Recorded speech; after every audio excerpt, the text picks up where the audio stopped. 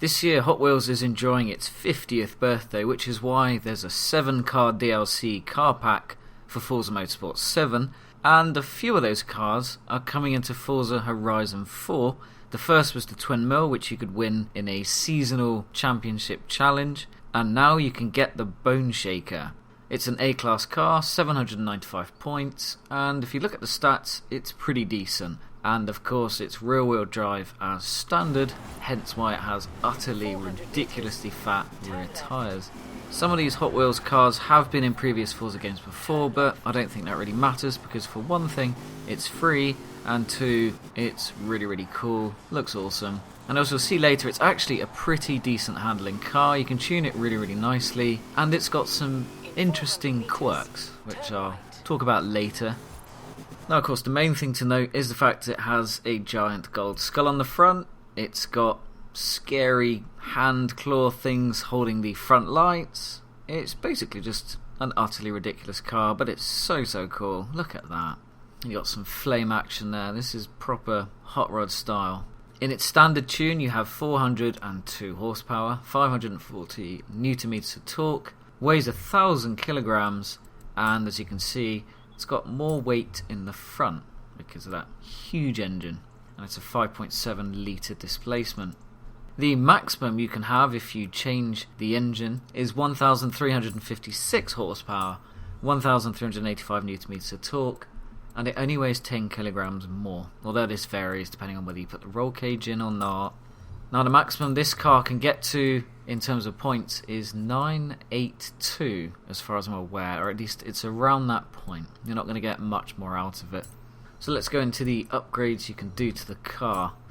So you've got an engine swap, which is the 7.2 litre V8 racing engine, which massively improves horsepower, and you can convert to all-wheel drive, which, having driven this quite a lot in both versions, I think all-wheel drive is best. Once you sort out the understeer, it is very capable, and it's not that much better handling if you go rear-wheel drive. I didn't go too much into the settings, but ultimately it's easier to enjoy this car with all-wheel drive, and it's going to be a better drag car, it's going to be better at rally, and it's really pretty decent on the road. Now at the moment, just putting on all the usual stuff, race tyres, but of course you can go drag or rally. Increasing the width as much as possible, alloy wheel size as much as possible. Here you can go to 455mm wide rear tyres. That's nearly half a metre, which is insane. Good for drag racing, maybe not so good for handling, although it does say the handling improves according to the little number there, up to 8.9. The standard alloys are pretty cool, but you can lose around 31 kilograms with a different style. And these four at the end here aren't too bad, or these three I should say. You don't have to do that. In some ways having extra weight on the wheel should, in theory, help with braking, but at the expense of top speed. I'll just work your way through all of these because these allow you to change the gearing, or they improve the shift time, and basically just make the car faster all round.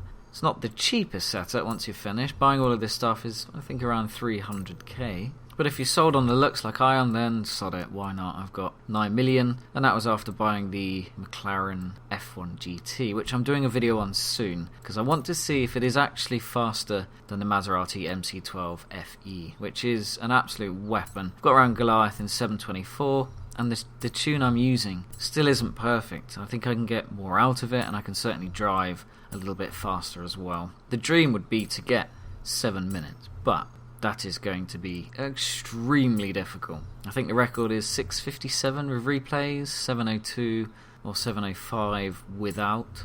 But I haven't seen these laps. I've seen 1712, but people are saying these times, but actually I've not seen proof of them yet. Anyway, I promised you a weird quirk of this car, and it's the gear stick, which is so big and tall that you have to lift your hand up to the top, as you can see here, which is ridiculous. I don't think there's any other car with that in the game, but it's a cool touch, why not? And actually, because you've got the open top, there's a lot of visibility in this car, and it doesn't feel as claustrophobic, so you can drive this pretty fast.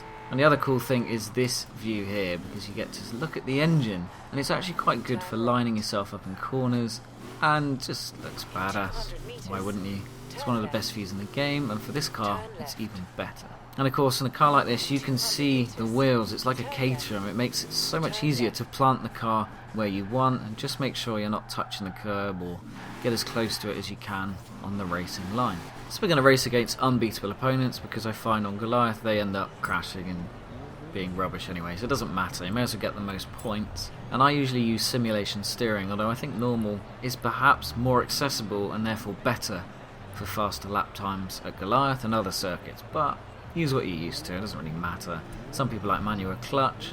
That probably is a bit quicker and is the key for me to get even faster lap times, but for now I'm just tweaking the car to make it feel how I want it to, and then we'll worry about the specifics later. But anyway, as you can see, the Bone Shaker is quite prone to understeer, which isn't surprising, but because it's all-wheel drive, when you put your foot down, it just blitzes forward.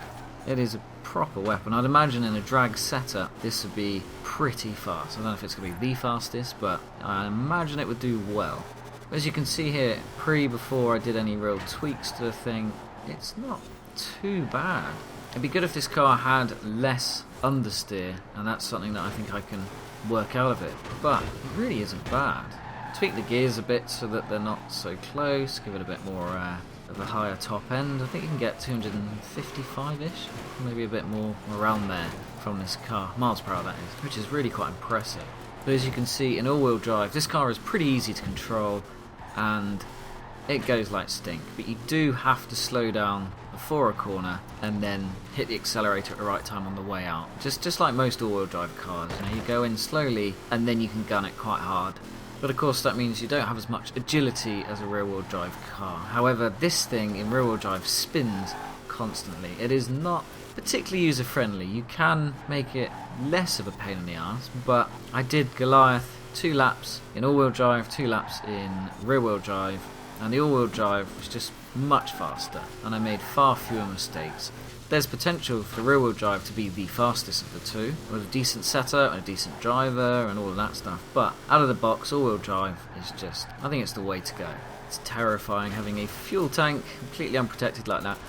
I will say the front and rear spoiler edition on Forza cars is normally really ugly. I don't like it, it's just a bit rubbish. It kind of ruins most cars, but this one, they've really gone to town. You get this sort of weird, slightly spooky, almost looks like a bit of fence from like a gothic church or something. And then at the front, it's very subtle, but it fits with the car. It's not just tacked on. It's much more interesting and much more blended. And that works really, really well.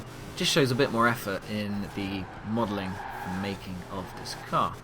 As you can see here, this isn't the most tidy lap you'll ever see, but it's doing pretty damn well considering. It is really not made for this kind of thing. Now, how do you get the Bone Shaker? That is the question. And the answer is you might be able to win it on a raffle. But the easiest way is to buy it in the Forzathon shop, because you can't buy it in the normal auto garage. It doesn't exist there. None of the Hot Wheels cars do.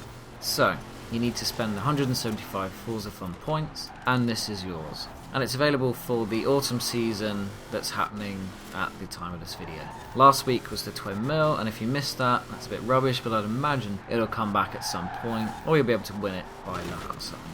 Luckily for me, I had an hour and a half left to get the Twin Mill, so I thought, sod it, I'll do that. Got 225 cars. I'd like to have every car.